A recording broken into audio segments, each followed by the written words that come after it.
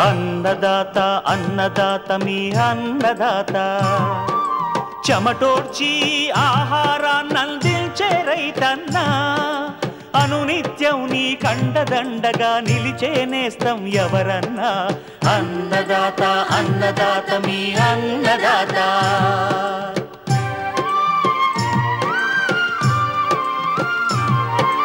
నూతన రీతుల సాగుబడికి నూరింతలు పెరిగే దిగుబడికి సూచనలిచ్చే సస్య రక్షణకు పశు పోషణకి శాస్త్ర విజ్ఞానం అందించి ముందుకు నడిపే తెలుగు రైతు భారతదేశానికి మకుటం అయ్యేలా తీర్చిదిద్దే ఆశయంతో మిమ్ము మేలు కొలిపేది అన్నదాత అన్నదాత అన్నదాత మీ అన్నదాత అన్నదాత అన్నదాత మీ అన్నదాత. అన్నదాత ప్రేక్షకులకు నమస్కారం. ఈనాటి ముఖ్యాంశాలు: అధిక వర్షాల వల్ల దెబ్బతిన్న పత్తి, సోయా పంటల్లో చేపట్టాల్సిన యాజమాన్య సస్యరక్షణ చర్యలు, చామంతిలో చేపట్టాల్సిన యాజమాన్య సస్యరక్షణ చర్యలు, పోషక ఫలం దానిమ్మ సాగు,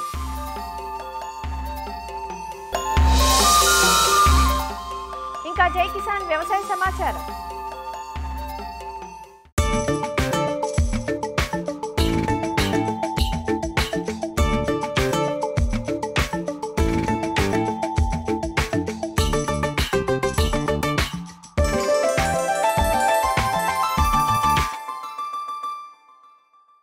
ఒకప్పుడు వ్యవసాయం అంటే గాలివాటంగా సాగేది. కానీ నేడు పరిస్థితులు మారాయి. వానలు ఎక్కువైనా తక్కువైనా పంటల ఎదుగుదలకు ప్రతిబంధకంగానే మారుతున్నాయి. తెలుగు రాష్ట్రాల్లో గత 20 రోజులుగా వానలు కురుస్తూనే ఉన్నాయి. కొన్ని ప్రాంతాల్లో తగ్గినట్లే తగ్గి తిరిగి విరుచుకుపడ్డాయి. ముఖ్యంగా ఉత్తర తెలంగాణ జిల్లాల్లో ఈ పరిస్థితి కనిపిస్తోంది. ఈ అధిక వర్షాలకు, వరదలకు జనజీవనం అస్తవ్యస్తం అయిపోయింది. ఇక పంటల చేలు, చెరువులను తలపిస్తున్నాయి. ఎక్కువ విస్తీర్ణంలో సాగయ్యే సోయా చిక్కుడు, పత్తి పంటల్లో నీరు నిల్వ ఉంది.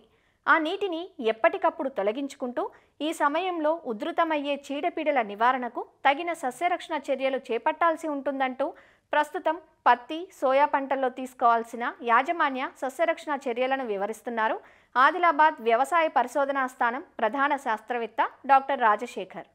గత 3-4 రోజుల కిందట మరి అత్యధికంగా వర్షాలు కురిసినందున ముఖ్యంగా ఈ లోతట్టు ప్రాంతాలలో పత్తి కానీ, సోయా కానీ ఈ పంటలలో ఎక్కువ నీళ్లు నిలవడం అనేది జరిగింది.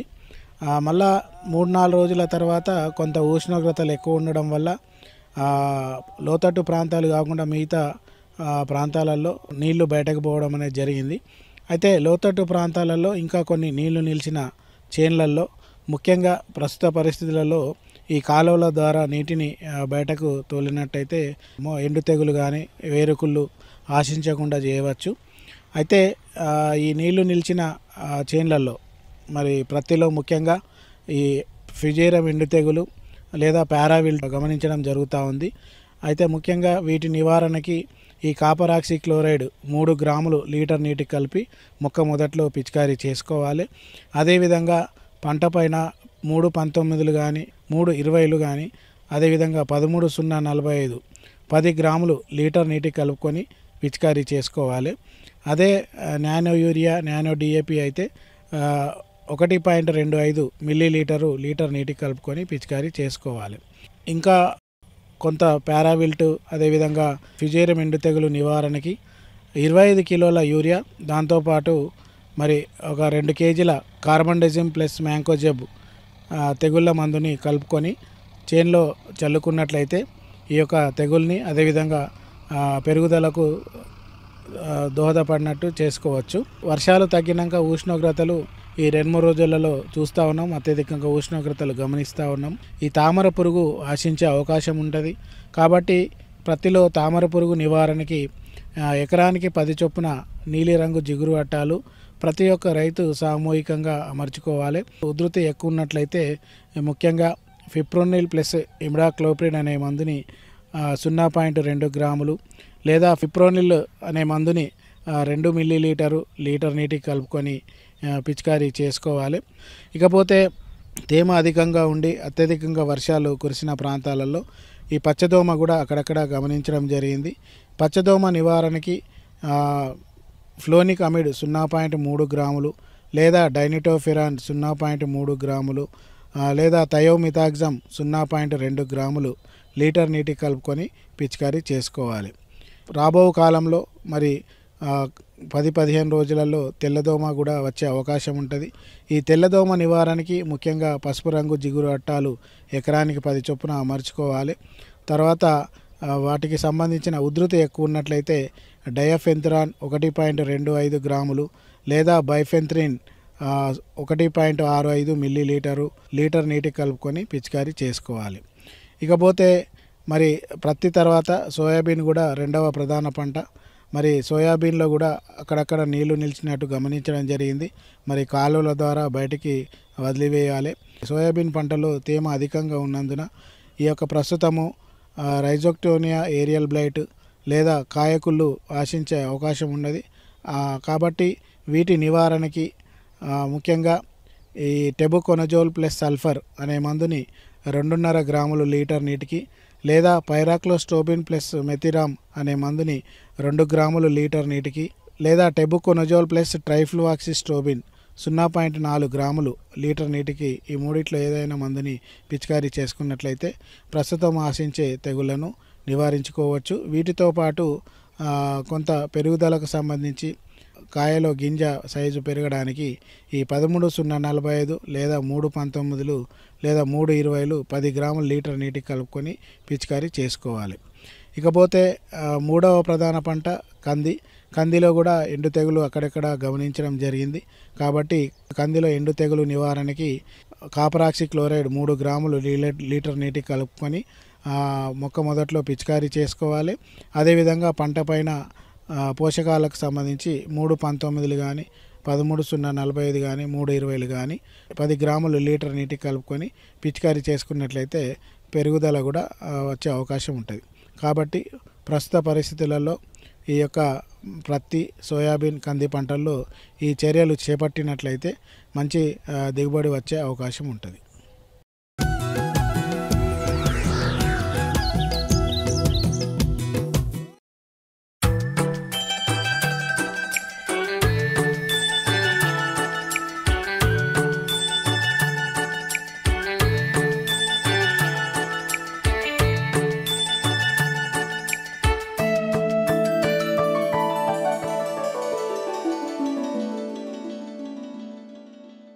సాధారణంగా పండుగలు, శుభకార్యాల సమయంలో సంప్రదాయక పుష్పాలైన బంతికి, చామంతికి డిమాండ్ ఎక్కువగా ఉంటుంది.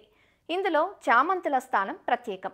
ఇటీవలి కాలంలో అందుబాటులోకి వచ్చిన వివిధ వర్ణాల చామంతులు చూపర్లను ఇట్టే కట్టిపడేస్తున్నాయి. చాలా ప్రాంతాల్లోని చామంతి తోటలు ప్రస్తుతం శాఖీయ దశ నుంచి మొగ్గ దశల్లో ఉన్నాయి. మారుతున్న వాతావరణ పరిస్థితుల వల్ల చామంతిని అనేక రకాల చీడపీడలు ఆశించి అపార నష్టం కలిగిస్తున్నాయి. ముఖ్యంగా ఆకు తొలిచే పురుగు, రసం పీల్చు పురుగులైన పేనుబంక, తామర పురుగులు, తెల్లదోమ తాకిడి ఎక్కువగా ఉంది. ఇవే కాక వేరుకుళ్ళు, పక్షికన్ను, బూడిద, తుప్పు తెగుళ్లు అధిక నష్టం కలిగిస్తున్నాయి. ప్రస్తుతం చామంతిలో చేపట్టాల్సిన యాజమాన్య సస్యరక్షణ చర్యలు వివరిస్తున్నారు ప్రొఫెసర్ జయశంకర్, తెలంగాణ రాష్ట్ర వ్యవసాయ విశ్వవిద్యాలయం పాలెం కృషి విజ్ఞాన కేంద్రం శాస్త్రవేత్త డాక్టర్ ఏ శంకర్. చామంతి మనకు ఇప్పుడు శాఖీయ దశలో మరియు ముందుగా నాటుకున్న తోటలు మొగ్గ దశలో ఉన్నాయి. ఈ చామంతిలో మనకు సూక్ష్మ పోషకాల లోపాలు అనేది ఎక్కువగా గమనిస్తాము. సో దీంట్లో ప్రధానంగా zinc and magnesium. So zinc లోపం సవరించడానికి జింక్ అనేది లీటర్కి 2.5 గ్రాములు, అలాగే మెగ్నీషియం సల్ఫేట్ అనేది లీటర్కి 5 గ్రాములు చొప్పున ప్రతి నెలకు ఒకసారి లేదా 20 రోజులకు ఒకసారి పిచికారీ చేసుకోవాలి. లేదన్నట్లయితే మైక్రోన్యూట్రియన్స్ మిక్చర్ లీటర్కి 5 గ్రాములు చొప్పున కలిపి పిచికారీ చేసుకుంటూ ఉండాలి. తర్వాత మనకు ఈ శాఖీయ దశలోని మొగ్గ దశలో పైపాటుగా యూరియా 25 కిలోలు, ఒకవేళ పొటాష్ ఆకాదుకులో వేయకపోయినట్లయితే పొటాష్ కూడా 20 నుంచి 30 కిలోలు కలిపి మనం వేసుకోవాలి. ఇంకా మనకు పురుగులలో సమస్యలను చూసుకున్నట్లయితే ప్రధానంగా మనకు ఈ వర్షాకాలంలో ఆకు తొలిచే పురుగు ఎక్కువగా ఆశించే అవకాశం ఉంటుంది. ఆకుతొలచే పురుగులలో ప్రధానంగా స్పోడాప్టెరా, హెలికోవర్పా ఈ ఆకులను లేదా మొగ్గలను తిని నాశనం చేస్తూ ఉంటాయి. ఇది గమనించిన వెంటనే మనము ప్రొఫెనోఫాస్ లీటర్కి 2 ml లేదా ఇండాక్సికార్బ్ లీటర్కి 1 ml లేదా ఇమామెక్టిక్ బెంజైట్ 0.3 గ్రాములు, స్పైనోసాడ్ అయినట్లయితే 0.3 ml లేదా కొరాజిన్ అయితే 0.3 ml ఏదైనా ఒక మందుని 1 లేదా 2 సార్లు పిచికారీ చేసుకొని సమర్థవంతంగా నివారించవచ్చును. క్రైసాంతిమంలో రసం పీల్చే పురుగుల ఉధృతి కూడా ఎక్కువగా ఉంటుంది. మనకు నిరోధకంగా మబ్బు, జల్లుల వాతావరణం ఉన్నప్పుడు ఎపిడ్స్ లేత భాగాల నుంచి రసం పీల్చడం వల్ల గ్రోత్ అనేది తగ్గిపోతుంది. అలాగే పొడి వాతావరణం ఉన్నప్పుడు త్రిప్స్ అనేవి ఆకుల కింద గోకి తినడము, చిగుళ్ళ నుంచి రసం పీల్చడం వల్ల, పువ్వులు మొగ్గల నుంచి రసం పీల్చడం వల్ల పువ్వులు వికృతంగా ఉండడము, లేదన్నట్లయితే పువ్వు రెమ్మలు రాలిపోవడము ఎక్కువ నష్టం జరుగుతూ ఉంటుంది. సో తెల్లదోమ వలన వైరస్ అనేది ఇతర మొక్కలకు కూడా వ్యాపిస్తూ ఉంటుంది. ఈ 3 రకాల రసం పీల్చే పురుగులను నివారించడానికి ఎస్టామెప్రిడ్ అయితే 0.3 గ్రాములు లేదా ఇమ్డాక్లోర్పిడ్ అయితే 0.5 ml లీటర్ నీటికి కలిపి ఏదైనా ఒక మందుని 1 లేదా 2 సార్లు 10 రోజులకు ఒకసారి పిచికారీ చేసుకొని మనం సమర్థవంతంగా నివారించుకోవచ్చును. ఇంకా మనకు తెగుల విషయానికి వచ్చినట్లయితే ప్రధానంగా మనకు వర్షాకాలంలో కంటిన్యూస్ రెయిన్స్ వల్ల కానీ ఎక్సెస్ మాయిశ్చర్ వల్ల కూడా మనకు వేరుకులు సమస్య ఏర్పడే అవకాశం ఉంటుంది. సో ఈ వేరుకులు ఆశించినప్పుడు మొక్కలు వడలిపోయి ఎండిపోతూ ఉంటాయి. సో దీన్ని మనం నివారించడానికి ఆఖరి దుక్కులోనే ట్రైకోడర్మా విరిడిని వృద్ధి చేసినటువంటి పశువుల ఎరువుని ఎకరానికి 1 టన్ను చొప్పున వేసుకొని మనం భూమిలో దున్నుకున్నట్లయితే నేల ద్వారా వచ్చేటువంటి వేరుకులను మనం సమర్థవంతంగా నివారించవచ్చును. లేదన్నట్లయితే పంట పొలంలో పంట దశలో గమనించినట్లయితే కాపర్ ఆక్సిక్లోరైడ్ లీటర్కి 3 గ్రాముల చొప్పున కలిపి మొక్క మొదళ్లలో పోసుకోవాలి. లేదా డైఫెనోకొనజోల్ 0.5 ml లీటర్ నీటికి కలిపి కూడా మొక్క మొదళ్లలో పోసుకోవచ్చును. ఇంకా మనకు ఎక్కువ వర్షాలు వచ్చినప్పుడు మొక్కల ఆకుల మీద కూడా ఆల్టర్నేరియా మచ్చ తెగులు అనేది ఏర్పడుతుంది. ఆల్టర్నేరియా మచ్చ తెగులు మొదటగా బ్రౌన్ స్పాట్ ఏర్పడి క్రమంగా ఆకంతా వ్యాపించేసి చెట్టు మీద ఆకులన్నీ రాలిపోయి కాలిపోయినట్టు గమనిస్తాం. ఇది గమనించిన వెంటనే మనం మ్యాంకోజెబ్ అనే మందు లీటర్కి 2.5 గ్రాములు లేదా డైఫెకొనజోల్ అయితే లీటర్కి 0.5 ml లేదా అమిస్టార్ అయితే 1 ml లీటర్ నీటికి కలిపి ఏదైనా ఒక మందుని 1 లేదా 2 సార్లు పిచికారీ చేసుకొని సమర్థవంతంగా నివారించుకోవచ్చును. తర్వాత మనకు చలి వాతావరణం ఏర్పడినప్పుడు ఆకుల మీద బూడిద మచ్చలు ఏర్పడి ఆకులన్నీ పాలిపోయి రాలిపోతూ ఉంటాయి. దీన్ని మనం నివారించడానికి హెగ్జాకోనజోల్ అయితే 2 ml లేదా వెటబుల్ సల్ఫర్ అయితే 2.5 గ్రాములు లీటర్ నీటికి కలిపి పిచికారీ చేసుకొని సమర్థవంతంగా నివారించవచ్చును. అలాగే ఈ తెగులు ఎక్కువ వృద్ధి ఉన్నప్పుడు అజాక్సిస్ట్రోబిన్ 1 ml లీటర్ నీటికి కలిపి పిచికారీ చేసి నివారించుకోవచ్చును. ఆకు మీద, కాండం మీద తెల్లటి తుప్పు మచ్చలు ఏర్పడే అవకాశం ఉంటుంది. తుప్పు తెగులు అంటాము. ఈ తుప్పు తెగులు కూడా ఆకుల మీద పెరుగు వంటి మచ్చలు ఏర్పడి చెట్టు యొక్క ఆకులు పండు వారిపోయి రాలిపోతూ ఉంటుంది. సో ఇది మనం గమనించిన వెంటనే మొక్కల ఆకులను తీసి నాశనం చేయడం కానీ మ్యాంకోజెబ్ లీటర్కి 2.5 గ్రాములు లేదా అమిస్టార్ అయితే లీటర్కి 1 ml లేదా నెటివో 0.75 గ్రాములు లీటర్ నీటికి ఏదైనా ఒక తెగుళ్ళ మందును పిచికారీ చేసి సమర్థవంతంగా నివారించుకోవచ్చును.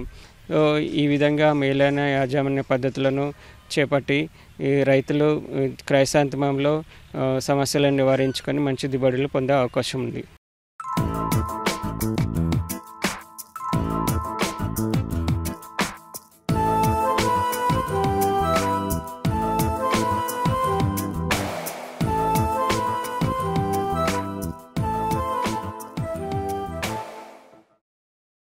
చూడటానికి ఎంత ఆకర్షణీయంగా ఉంటుందో ధరలు కూడా రైతును అంతగా ఆకట్టుకునే పండు దానిమ్మ.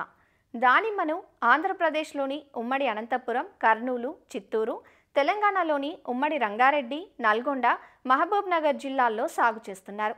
దానిమ్మ సాగులో ముందంజలో ఉన్న మహారాష్ట్ర ఎకరాకు 18 టన్నుల వరకు అత్యధిక దిగుబడులు సాధిస్తుండగా తెలుగు రైతులు 12 నుంచి 15 టన్నుల వరకు దిగుబడులను పొందుతున్నారు.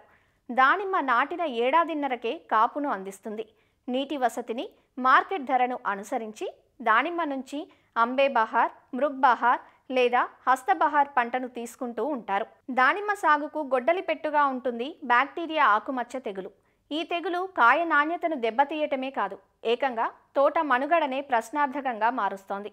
ఈ తెగులును దృష్టిలో పెట్టుకొని ఆరోగ్యమైన అంటు మొక్కలను ఎంచుకోవటం, తెగులు దరిచేరకుండా సస్యరక్షణ చేపట్టటమే దానిమ్మ సాగులో విజయాలకు కీలకం. మరి అలాంటి విజయాలను సొంతం చేసుకోవాలంటే సాగులో ఎలాంటి మెలకువలు పాటించాలో ఈనాటి కార్యక్రమంలో తెలుసుకుందాం.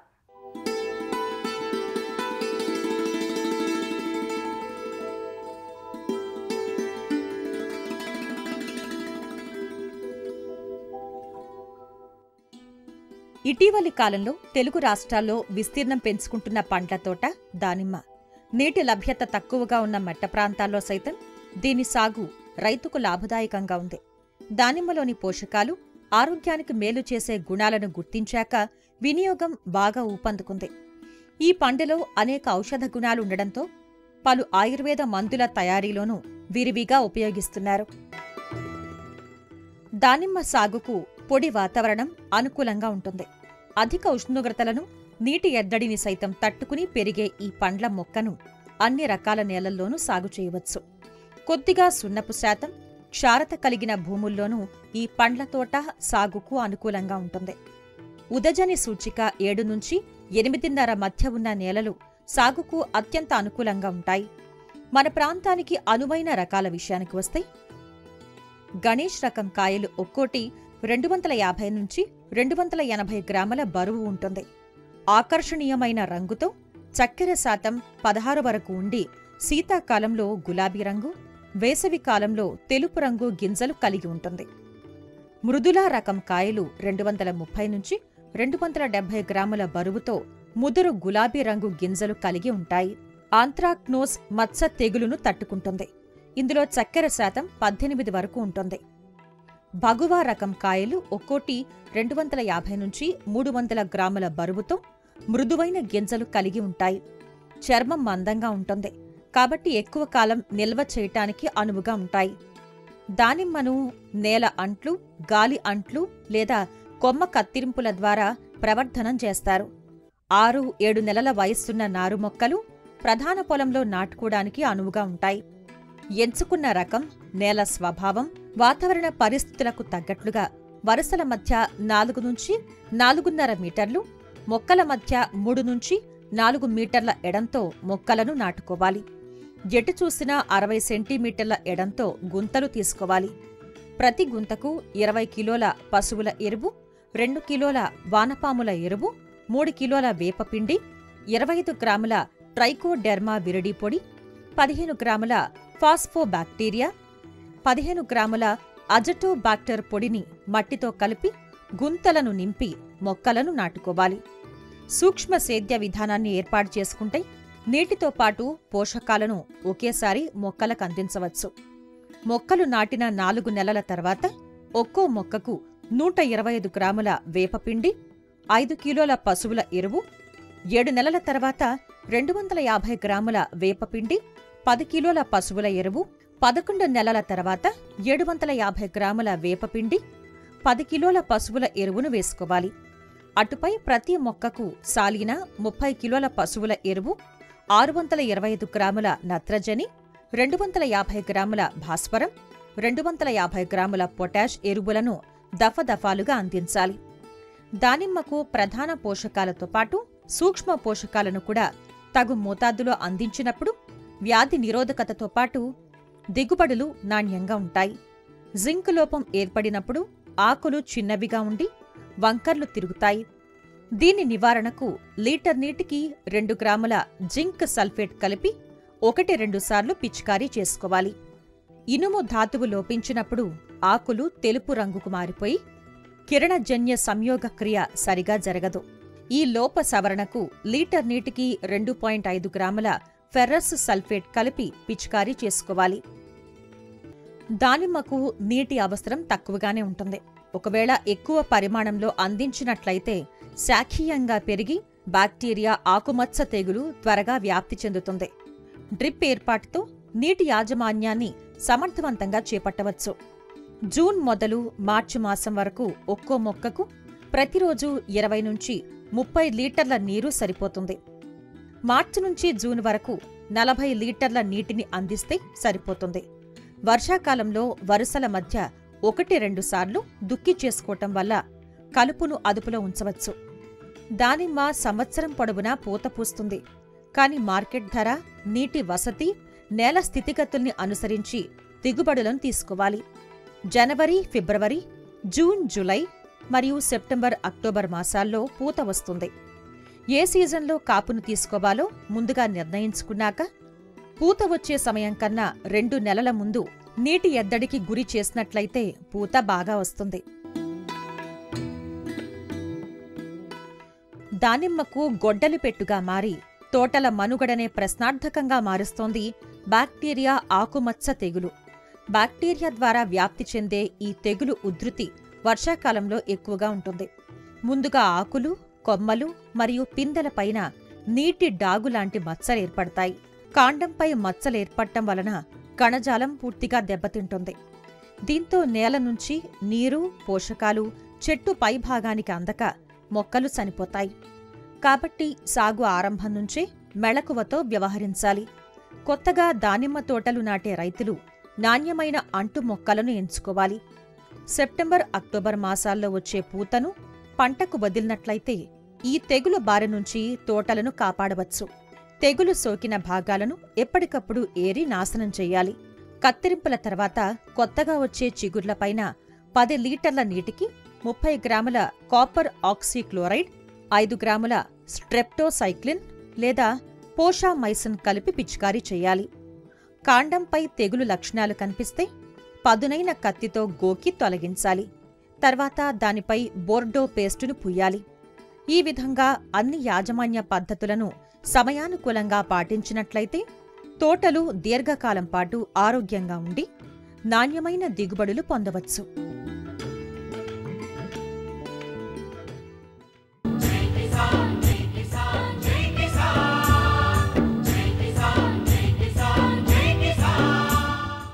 వ్యవసాయ సమాచారం ఇప్పుడు జై కిసాన్లో చూద్దాం.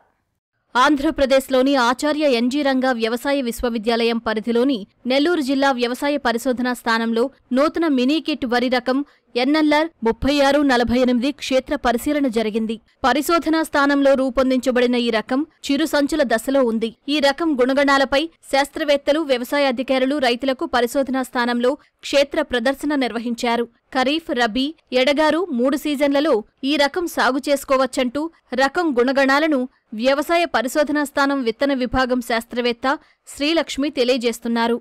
రాష్ట్రమంతా కూడా మనకి వరిని ఖరీఫ్ ఇంకా రబీ కాలాల్లో సాగు చేస్తుండగా నెల్లూరులో మాత్రమే ప్రత్యేకంగా ఎడగారును ఒక ప్రత్యేక సీజన్లో కూడా సాగు చేయడం జరుగుతుంది. ఈ ఎడగారుకు సంబంధించినటువంటి రకాలు చూసినప్పుడు ఇంతకుముందు 120 రోజుల కాల పరిమితికే పరిమితం అయ్యేవాళ్ళు. ఇప్పుడు ఎడగారులో కూడా 130 నుంచి 35 రోజుల కాల పరిమితి రకాలు కూడా సాగు చేయడం జరుగుతూ ఉంది. అలాంటి కోవలోనే మనకిప్పుడు ఎన్ఎల్ఆర్ 3648 అనే రకాన్ని ఒకటి మనం కొత్తగా తయారు చేయడం జరిగింది. ఇది ప్రస్తుతం 2వ సంవత్సరం చిరుసంచుల దశలో ఉంది. అంటే రైతుల పొలాల్లో మనం ప్రయోగాత్మకంగా పరిశీలించడం జరుగుతుంది. ఈ రకం లక్షణాలు చూసినట్లయితే ఎండాకాలంలో వేసుకున్నప్పుడు కానివ్వండి, ఖరీఫ్లో వేసుకున్నప్పుడు కానివ్వండి, రబీలో ఎప్పుడు వేసుకున్నా కూడా 130 నుంచి 135 రోజుల కాల పరిమితితో మనకు పంట చేతికి వస్తుంది. ఈ గింజల బరువు చూస్తే 13.5 గ్రామ్ వరకు కూడా ఉంది. ఇది అగ్గి తెగులు తట్టుకుంటుంది. మనం రబీలో సాగు చేసుకున్నప్పుడు పైరు పొడవు చూసినట్లయితే 80 నుంచి 85 సెంటీమీటర్ల వరకు పైరు మధ్యస్థంగా పొట్టిగానే ఉంది. పడిపోయేదానికి కూడా అవకాశం లేకుండా ఉంది. ఒక్కొక్క దుబ్బులో చూసినట్లయితే మనకి 18 నుంచి 19 వరకు కూడా ప్రొడక్టివ్ టిల్లర్స్ అంటే వెన్నులు కనిపిస్తున్నాయి. ఒక్కొక్క వెన్నులో చూసినట్లయితే మనకి దాదాపు 300 నుంచి 350 వరకు కూడా గింజలు ఉన్నాయి. ఈ గింజల నాణ్యత మధ్యస్థంగా ఉంది. అన్నం ఉడుకు స్వభావం కానివ్వండి, అన్నం ఉడికిన తర్వాత దాని ఎలాంగేషన్ కానివ్వండి, అవన్నీ కూడా నాణ్యత పరంగా బాగుంది. ఈ రకాన్ని రైతులు ఎడగారులో ఇంకా ఖరీఫ్ కాలంలో మరియు రబీ కాలం 3 కాలాలు కూడా 130 నుంచి 35 రోజులు వేసుకోదగినటికి అనువైన ప్రాంతాలు ఏవైతే ఉన్నాయో అక్కడంతా కూడా సాగు చేసుకోవడానికి ఈ రకం బాగా అనుకూలమైంది. మరిన్ని విభిన్న అంశాలతో రేపటి అన్నదాతలో మళ్ళీ కలుసుకుందాం. నమస్కారం. అన్నదాతలు తమ సందేహాలు, సమస్యలను 1800 425 4085 టోల్ ఫ్రీ నెంబర్లో ఉదయం 10 గంటల నుంచి 11 గంటల మధ్య పని దినాలలో సంప్రదించగలరు. ఈ కార్యక్రమాన్ని యూట్యూబ్లో www.youtube.com/annadaata ETV లింక్ ద్వారా వీక్షించవచ్చు.